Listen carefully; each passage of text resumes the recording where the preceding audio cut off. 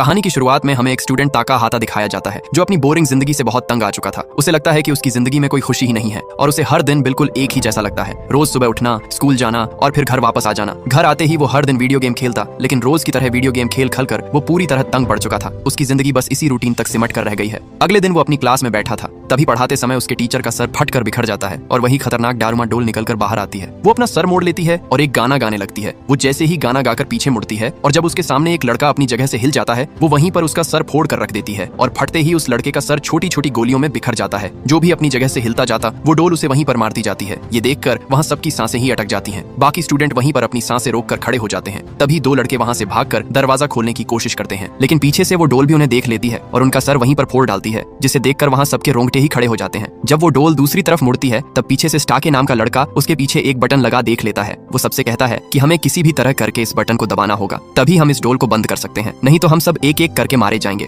ये सुनकर वहाँ एक लड़का उसे बंद करने के लिए भागता है, लेकिन मौके पर ही उस डोल ने उसे देख लिया और उसका सर वहीं फोड़ डाला। ये देखकर सबके होश ही उड़ जाते हैं, क्योंकि अब उनका बचना नामुमकिन था। ऊपर से उस डोल के पीछे लगा टाइम भी खत्म होने वाला था, इसलिए सब वहाँ से जान बचाकर इधर उधर भागते हैं। लेकिन वो डोल भी एक के बाद एक का सर वहीं पर फोड़ती जाती है और देखते ही देखते पूरा कमरा लाशों और उन छोटी छोटी खून की गोलियों के ढेर से भर जाता है। और आखिर में सिर्फ दो ही लड़के, ताकाहाता और उसका दोस्त स्टाके ही बच पाते हैं। लेकिन अब उनके पास टाइम भी सिर्फ 35 सेकंड ही बचे थे, इसलिए स्टाके उससे कहता है कि मेरे ऊपर से कूदकर जल्दी से उसका बटन बंद कर दो, लेकिन आगे से ताकाहाता मना कर देता है। इधर सिर्फ 5 ही सेकंड बचे थे, इसलिए ना चाहते हुए भी ताकाहाता स्टाके के ऊपर से छलांग लगाता हुआ सीधा उस बटन को दबा देता है और खुशकिस्मती से वो डोल बंद हो जाती है, जिसे देखकर स्टाके की खुशी का कोई ठिकाना नहीं था। लेकिन इसी दौरान वो डोल दोबारा ऑन हो जाती है और अचानक वो डोल स्टाके का सर फोड़ डालती है और वो वहीं पर मारा जाता है। वो डोल ताकाहाता को बताती है कि बटन तुमने दबाया था, इसलिए तुम ही इस गेम को जीते हो। ये सुनकर उसके होश ही उड़ जाते हैं। वो वहाँ लाशों के पड़े ढेर को देख ही रहा था, तभी उसकी दोस्त इचिका आती है। वो उस डोल को देखकर बहुत घबराई हुई थी। इचिका उसे बताती है कि मेरे सब दोस्त भी मारे गए, मैं उनकी जान बचाना चाहती थी,